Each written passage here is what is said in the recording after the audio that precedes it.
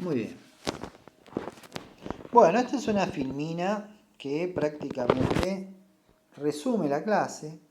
Fíjense que en medio encontramos el bloqueo de receptores. Yo les había dicho que los fármacos neurolépticos, es decir, los fármacos antipsicóticos de primera generación, los fármacos antipsicóticos clásicos, pueden bloquear receptores a la dopamina de tipo D2, de ahí su efecto antipsicótico, pero también pueden bloquear otros tantos receptores, ¿está bien?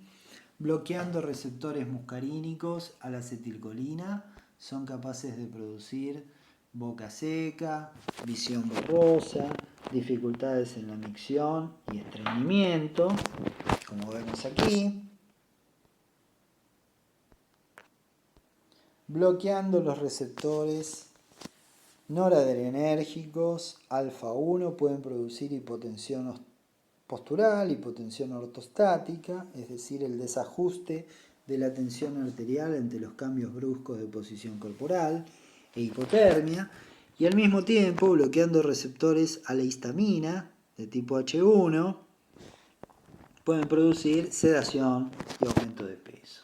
¿Está bien? De los antipsicóticos típicos tenemos tres familias. La clorpromacina es la droga patrón de los antipsicóticos típicos con perfil sedativo porque además del bloqueo dopaminérgico tiene un efecto sedativo muy marcado por el bloqueo H1. Tenemos una familia intermedia cuya droga patrón es la tioridazina. La tioridazina tiene mucho bloqueo colinérgico. Y por otro lado tenemos los fármacos que se denominan más incisivos, como las piperacinas, que tienen menos efecto sedante, menos efecto anticolinérgico, pero efectos adversos extrapiramidales más pronunciados porque son los que tienen mayor potencia para bloquear a los receptores a la dopamina de tipo D2. En esa columna encontramos al haloperidol, que es una butirofenona que prácticamente lo único que hace es bloquear receptores a la dopamina de tipo D2 y por ende es la droga que produce mayores efectos extrapiramidales. ¿Por qué? Porque bloquea la vía nigrostriatal y afecta al desenvolvimiento normal de los movimientos. Es capaz de producir parkinsonismo, un cuadro de inquietud psicomotriz que se denomina acaticia, distonías, trastornos disquinéticos del movimiento y en algunos casos una disquinesia tardía que no se resuelve con el cese del tratamiento. ¿Bien?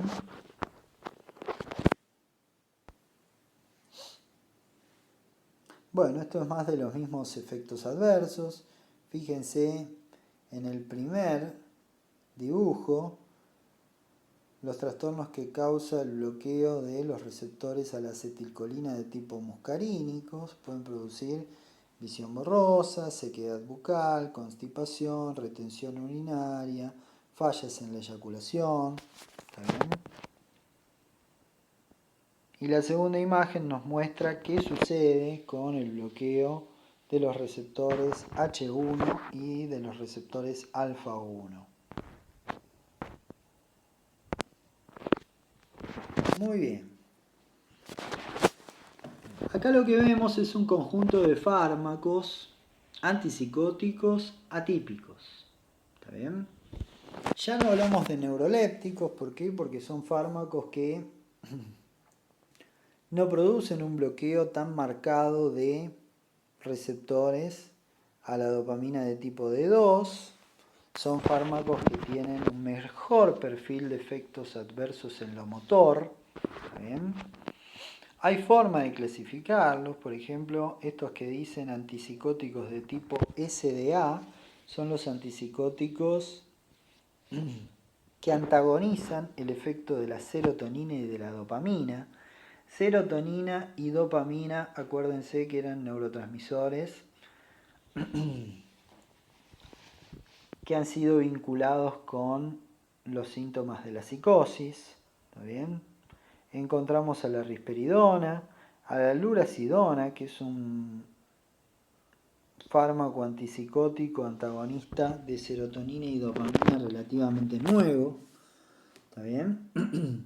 Después tenemos los antipsicóticos que pertenecen a la familia de fármacos que bloquean a múltiples receptores, la clozapina, la olanzapina, la quetiapina. ¿Está bien? Y otro de los mecanismos por los cuales una droga puede ser antipsicótica y puede estar dentro de la familia de los atípicos es porque presente un agonismo parcial de los receptores a la dopamina de tipo D2. Es el caso, por ejemplo, del aripiprazol. ¿Qué significa que un fármaco sea un agonista parcial? Un agonista parcial, cuando el neurotransmisor está en exceso, bloquea. Y cuando el neurotransmisor está en defecto, estimula. ¿Se entiende? Por eso se pensó al principio que el aripiprazol podía ser la panacea en el tratamiento de la psicosis. ¿Por qué? Porque justamente bloqueando la hiperdopaminergia a nivel mesolímbico controlaba los síntomas positivos y estimulando a nivel de la vía mesocortical podía promover la mejoría de los síntomas negativos. ¿Está bien? Bueno, hoy sabemos que el aripiprazol es útil, es una herramienta terapéutica muy válida, ¿está bien? Pero no es tan eficaz para tratar los síntomas negativos de la psicosis. Muy bien. Lo que vemos aquí es un fármaco antipsicótico típico que puede estar actuando sobre una miríada de receptores. ¿Está bien? Por ejemplo, acá lo que vemos es un gráfico que a mí me gusta mucho porque muestra la afinidad relativa que tienen distintos fármacos sobre los distintos receptores. Fíjense, por ejemplo, que el haloperidol tiene la mayor afinidad por los receptores de tipo D2. Recuerden que era un fármaco muy incisivo a la hora de bloquear receptores de tipo D2 y prácticamente no actuaba sobre los receptores muscarínicos colinérgicos y tampoco actuaba sobre los receptores a la histamina. Entonces no era un fármaco que tuviera propiedades sedativas. Fíjense lo que pasa con la risperidona, que es uno de estos antipsicóticos atípicos que lo que hace es justamente bloquear tanto receptores a la dopamina como receptores a la serotonina. Los receptores que bloquean habitualmente los fármacos antipsicóticos atípicos a la serotonina, son los receptores 5-HT2A. Se dice que las moléculas que bloquean receptores 5-HT2A tienen efecto antipsicótico y el bloqueo de los receptores 5-HT2A indirectamente también modula la función dopaminérgica. Fíjense que la risperidona es un fármaco que tiene mucha afinidad por receptores D2 y receptores 5-HT2A. Eso hace que la risperidona sea de los antipsicóticos atípicos el que tenga un perfil más típico en el sentido de el haloperidol, por ejemplo, ¿no? Bloqueando receptores de tipo D2. Fíjense, por ejemplo, la ziprasidona. La ziprasidona también tiene afinidad, es otro antipsicótico atípico, tiene afinidad, tal vez ligeramente un poco más de afinidad por el receptor 5-HT2A que sobre el receptor de tipo D2, pero el mecanismo de acción de la ziprasidona es muy interesante. ¿Por qué? Porque la cinética que tiene de unión y de desunión del receptor de tipo D2 es mucho más dinámica. Obedece un mecanismo que se denomina de touch and go. Entonces, eso hace que se minimicen los efectos adversos que puede presentar a nivel extrapiramidal. ¿Está bien?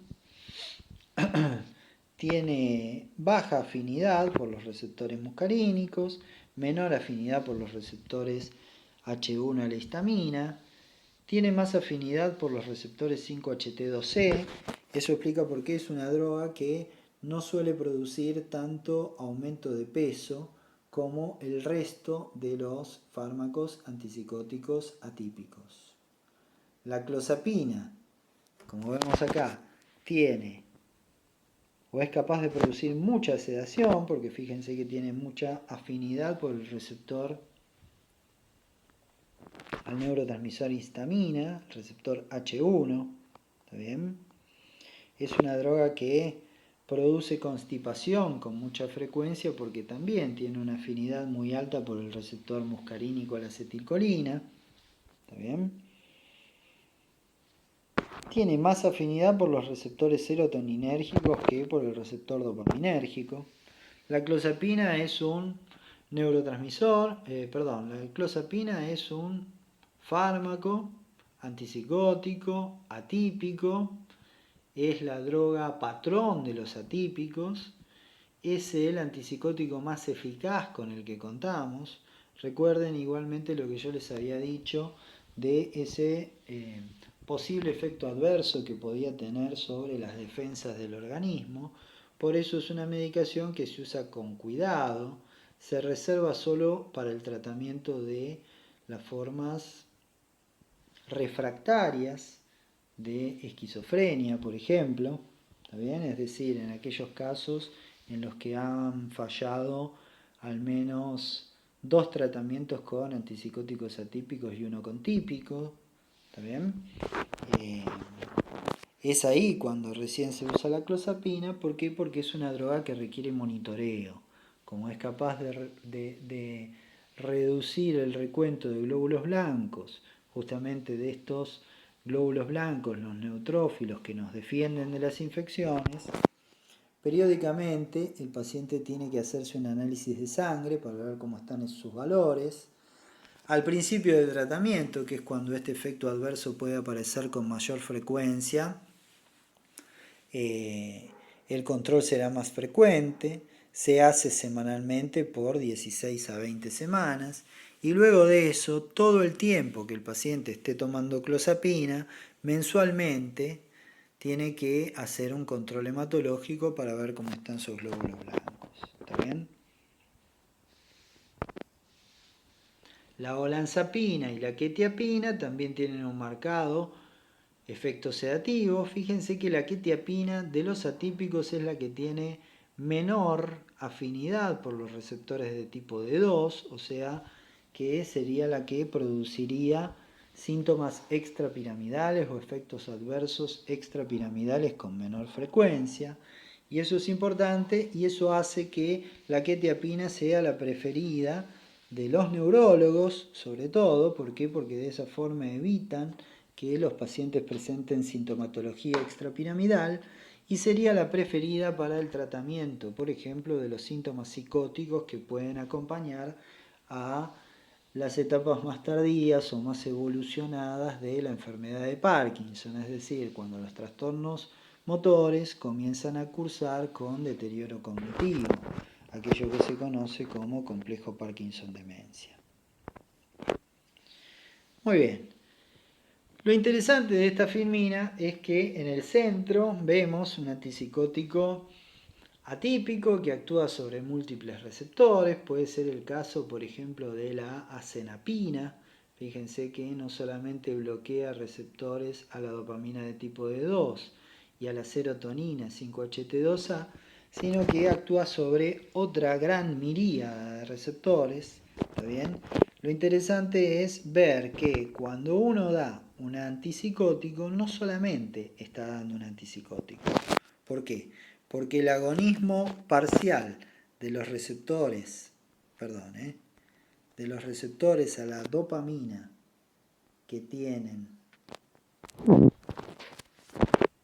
distribución límbica como el tipo D2 y D3 tiene efecto antidepresivo, porque el bloqueo de receptores a la dopamina de tipo D2, 5-HT2A y 5-HT1A puede tener efecto antimaníaco,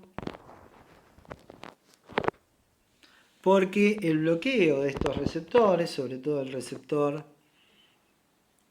a la histamina de tipo H1, puede tener efecto ansiolítico, sedante e hipnótico.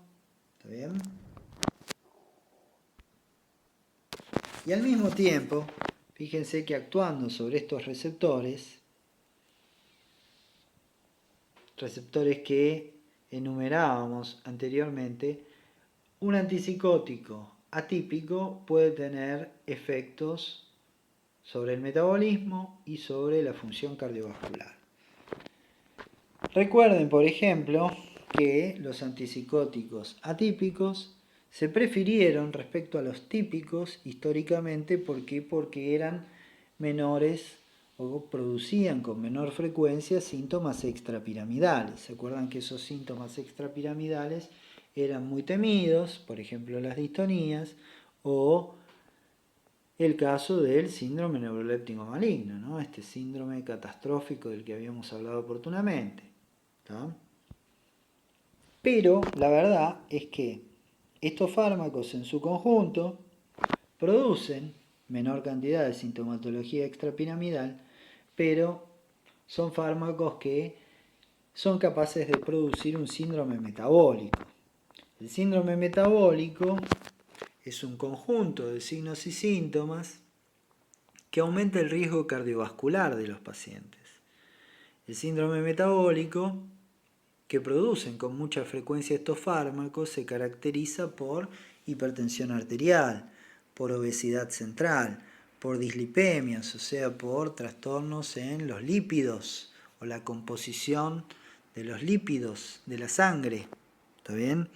Y todos estos son factores de riesgo cardiovascular, es decir, son factores de riesgo que pueden aumentar la incidencia de accidente cerebrovascular o infarto agudo de miocardio. ¿Está bien? Es decir, son fármacos que se prefieren para evitarle al paciente los síntomas extrapiramidales y el síndrome neuroléptico maligno, pero son fármacos que si no se acompañan de dieta, ejercicio o de una rutina nutricional, son fármacos que pueden disminuir la expectativa de vida del paciente, produciendo estos efectos adversos a nivel cardiovascular. ¿Está bien? Así que bueno, eso hay que tenerlo en cuenta. Hay que tener en cuenta las distintas dimensiones sintomáticas de la psicosis, eso lo van a ver bien cuando vean los protocolos de tratamiento, justamente para ver qué droga elegimos en cada caso, porque muchas veces algunos de los efectos adversos de un fármaco pueden resultar para algunos pacientes beneficiosos. Hay que evitarlos a rajatabla con otros, ¿está bien? Y hay fármacos que cuando los administramos sabemos que no solamente tienen un efecto antipsicótico, sino que, como veíamos en esta última filmina, pueden tener efecto antidepresivo también o potenciar el efecto de algún antidepresivo. ¿Tá? Pueden tener efecto ansiolítico, etcétera, etcétera. Bueno, les agradezco por su atención. La verdad es que intenté hacerlo lo más corto y lo más simple posible para, bueno, más que nada para facilitar la lectura y para que vayan al texto con alguna información sucinta que facilite. Bueno, muchas gracias por su atención y hasta luego.